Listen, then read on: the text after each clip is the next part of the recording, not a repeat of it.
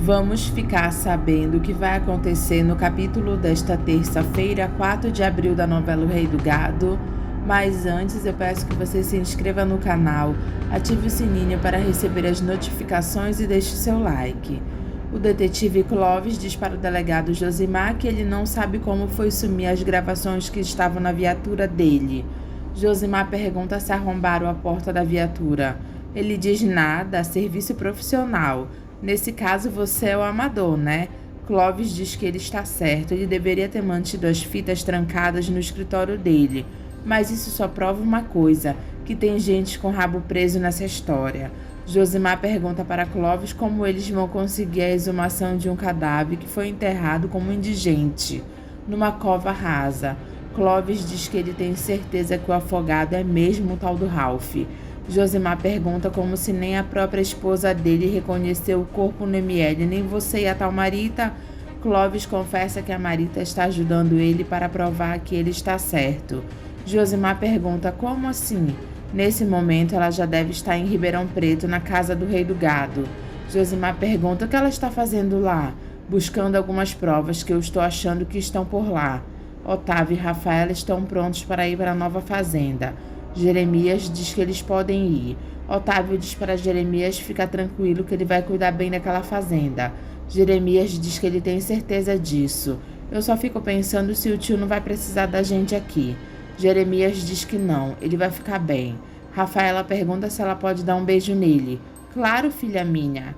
Rafaela dá um beijo na testa de Jeremias e depois ela tem a cara de pau de dizer para ele ficar com Deus. Jeremias, já sabendo da falsidade dela, diz: você vá com ele, filha. Otávio beija a mão de Jeremias antes de ir embora. Jeremias fica triste porque Rafaela não falou que o filho é do Marcos Mezenga e diz que o trouxa do Tavinho não se dá conta disso.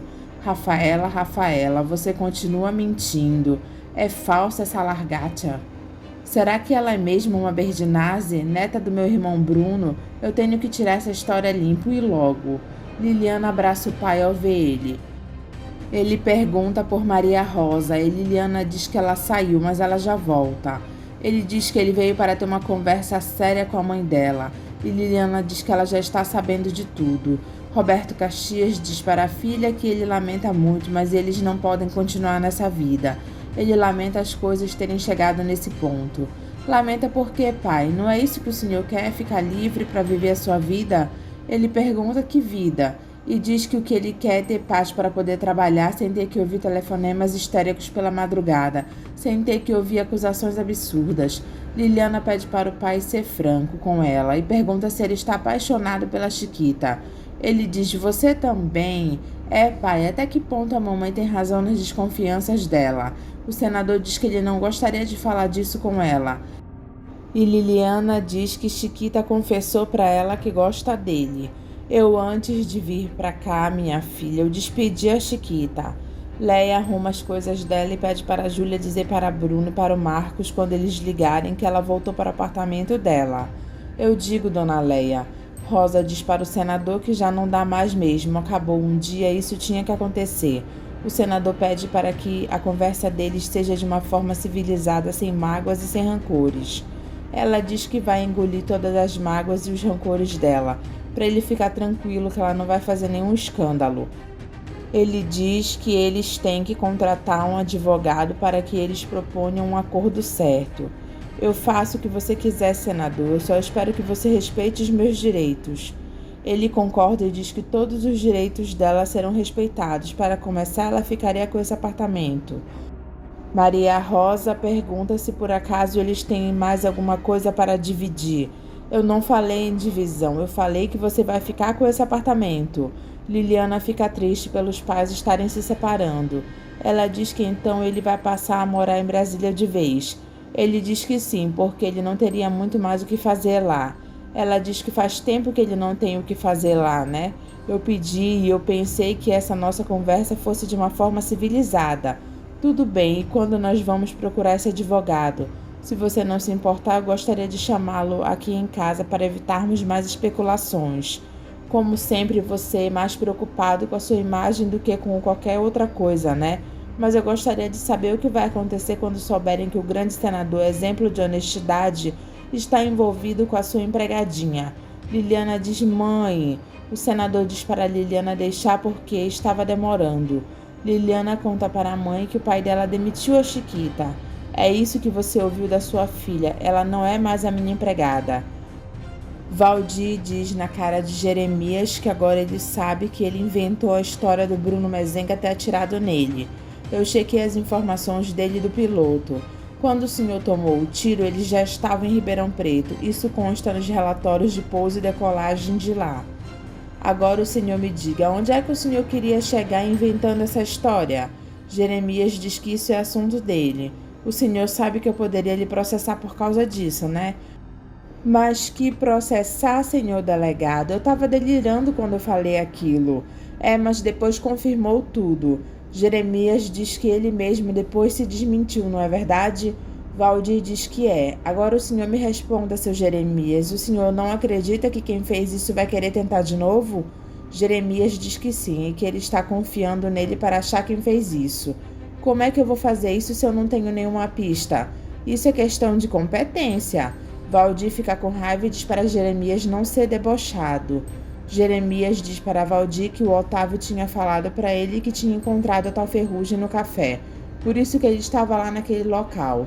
Valdir pergunta quem é que sabia que ele estaria lá naquele local. Jeremias diz que ele não avisou ninguém. Valdir torna a dizer que quem tentou matá-lo pode tentar de novo. Jeremias pergunta o que ele faz então. Valdir manda ele tratar de se lembrar quem é que saberia que ele estaria lá naquela manhã e naquele local. Jeremias diz que ele só falou para o pessoal da casa. Valdir pergunta que pessoal? Jeremias diz que comentou com a Judite, a sobrinha Marieta e a Rafaela. Valdir pergunta onde estava o Otávio, filho do Olegário. Jeremias pede pelo amor de Deus para o delegado deixar o Otavinho em paz, porque ele estava a quilômetros de distância de lá, cuidando da outra fazenda. Valdir garante que ele vai descobrir quem foi que atirou nele. Eu vou lhe mostrar que eu não sou nenhum incompetente. Depois que Valdir vai embora, Jeremias diz: Deus santo, quem é que poderia estar lá me esperando? Quem é que poderia? Otávio diz para Rafaela que a fazenda é linda e que não se pode negar o gosto do maledito Mezenga. Rafaela diz que discorda. Otávio diz que com o tempo ela pode trocar os móveis com o gosto dela. Ela diz que não pensa em ficar lá o resto da vida. Otávio diz que ele adorou esse lugar. Rafaela diz que detestou. Otávio pergunta o que ela está esperando da vida. Ela responde tudo que ela me negou até agora. Eu não vou dividir isso com ninguém. Bruno conta para a dona Ana que Zé do Araguaia não tem voz ativa com o Heré. E seu Bruno, como é que eu não tenho? Bruno diz na cara de Zé que o filho dele faz ele de gato e sapato. O Heré, que estava escutando tudo, diz: patrão de pai mata. Jeremias diz para Judite e Marieta que ele estava pensando que o Olegário serviu ele a vida toda e foi morrer daquela maneira. Ele não se conforma com isso. O senhor quase morreu do mesmo jeito, né, seu Jeremias? Jeremias diz que ela falou uma verdade, que se aquela bala pegasse ele de jeito, agora ele estaria debaixo de 7 palmos de terra. Ninguém precisa mais do que isso nessa vida maledita. Marieta diz para ele não falar isso. Mas é verdade, filha minha. A única realidade da vida é a morte. O sujeito briga tanto, rouba tanto, enche o rabo de dinheiro para acabar depois embaixo de 7 palmos de terra. E quando a família joga aquele punhado de terra em cima do coitado, é para poder enterrar ele mais depressa, com medo que ele se levante. Judite diz para ele não falar uma coisa dessas. Deixa de frescura, Judite, porque quando você morrer nem os bichos vão comer o que você está guardando. Judite fica toda desconfiada e Marieta pergunta para Jeremias do que ele está falando. Judite diz que Jeremias não está falando nada, ele só está falando bobagem. O que eu estou falando é que a única coisa que importa nessa vida, filha, é o amor, o resto o bicho come. Não é verdade, Judite? Marieta pergunta para Jeremias por que então ele não deixa ela ficar lá perto de Bruno. Jeremias fica calado olhando para Marieta. E Judite diz: falou demais, agora morde a língua, seu Jeremias Berdinazzi.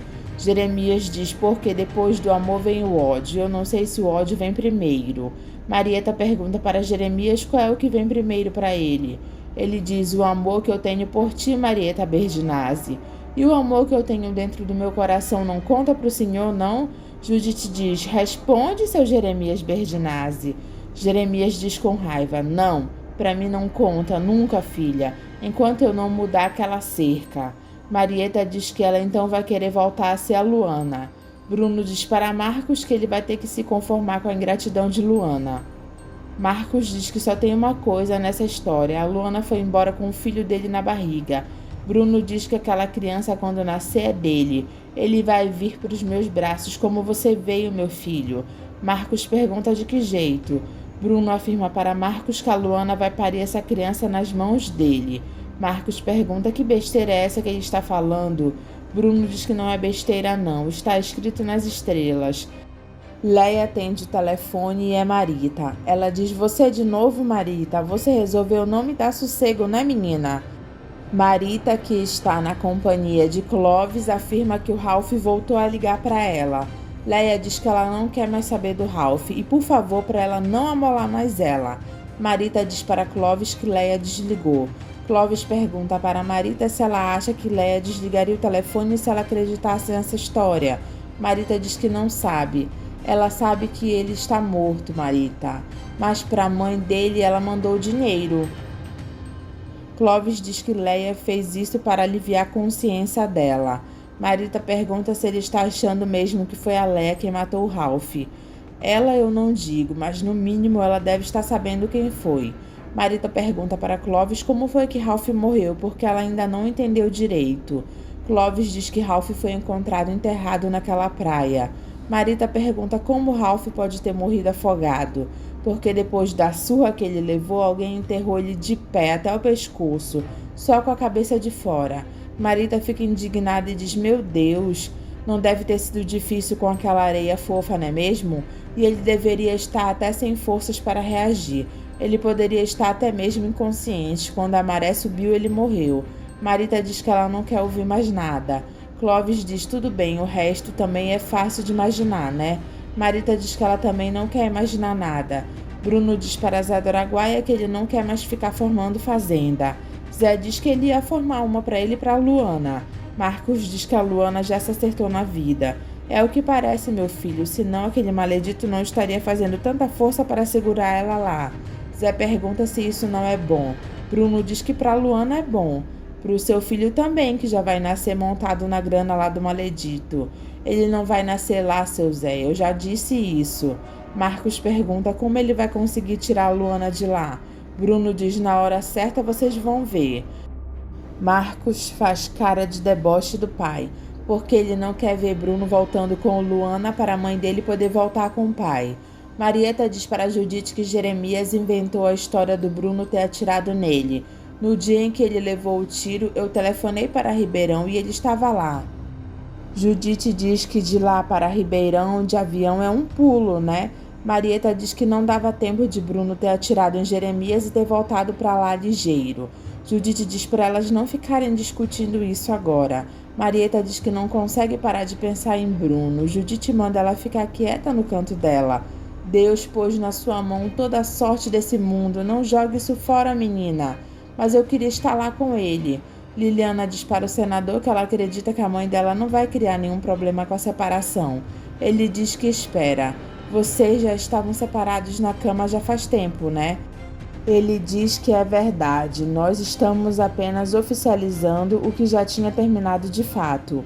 Liliana pergunta quando o filho dela nascer, onde é que ele vai estar? O senador diz que quando o neto dele nascer, ele vai estar pertinho dela. Eu estou me separando da sua mãe, não de você. Maria Rosa fica chorando na cozinha e diz para si mesma que ela vai recomeçar a vida dela. O senador volta para casa e Chiquita está lá dentro sem ele saber. Ele se senta e diz: engraçado, era para mim estar se sentindo livre. A tal Chiquita pergunta por quê. Ele pergunta o que ela está fazendo lá. Maria Rosa diz que não está com fome e Liliana pede para ela erguer a cabeça. Ela vai estar com ela dando a maior força. Maria Rosa agradece à filha. Chiquita diz para o senador que ela pensou que ele fosse voltar feliz, se sentindo livre. Ele diz: pois é, eu também, mas o fato é que eu estou me sentindo lixo. Ela pergunta por quê, se dessa vez não foi para valer. Ele diz que foi para valer e ele acha que é justamente por causa disso que ele está se sentindo assim, um lixo. Outra coisa, Chiquita, eu não esperava encontrar você aqui. Ela diz que a empregada foi embora, como ele mandou, e ficou a mulher. Valdir diz para Jeremias na frente de Marieta que os mezengas podem ter atirado nele e que existe alguém dentro da casa dele de mãos dadas com eles. Marieta regala os olhos para Valdir com raiva dele. Jeremias diz: "Que isso, delegado?" Valdir diz que ele mesmo falou que só as pessoas de dentro da casa dele sabiam que ele ia verificar sobre a ferrugem no cafezal dele. E essa pessoa teve tempo de avisar os assassinos a mando dos mezengas, olhando para Marieta. Marieta fica olhando para Valdir e Jeremias fica olhando para ela. Marieta se levanta e pergunta na cara de Valdir por que ele está olhando para ela desse jeito. Jeremias manda Marieta não falar nada porque o delegado está falando besteira. Valdir diz que ele falou para ele que iria considerar todas as hipóteses. Que hipótese mais besta é essa agora? Seu Jeremias, estou propensa em acreditar que quem matou o Dr. Fausto também tentou contra a sua vida. O senhor se lembra do tal Marcos Mezenga que andou rodando por aqui, arrastando asas para sua sobrinha? Jeremias, todo desconfiado, diz que ele lembra. Pois é, quem anda rondando a sua fazenda agora dormindo na sua ausência é o pai dele. Judite pergunta para Valdir como é que ele está sabendo disso. Porque o avião dele, quando foi guardado no hangar do seu Jeremias, só dormiram lá os pilotos dele. Marieta diz na cara de Valdir que foi por causa que Bruno dormiu com ela. Jeremias manda ela ficar quieta e não falar mais nada. Valdir encara a Marieta e ela também fica encarando ele. Rafaela diz para Otávio que a Marieta ficou lá com Jeremias e ele vai mexer no testamento. Otávio se aborrece e diz para ela deixar o Jeremias mexer no testamento. Na certa, ele não vai deixar eles dois a ver navios. Por mim, eu me contentaria com essa fazenda aqui, para começar a minha vida. Eu, você e o nosso filho, já pensou? Rafaela diz que não quer nem pensar nisso. Quem teve tanto não pode se contentar com tão pouco.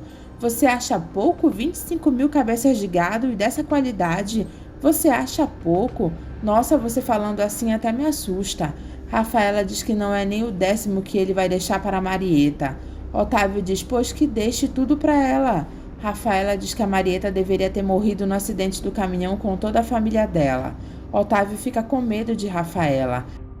Marieta diz para Jeremias e Judite que o delegado está pensando que foi o Bruno quem atirou nele, que foi ela quem ajudou.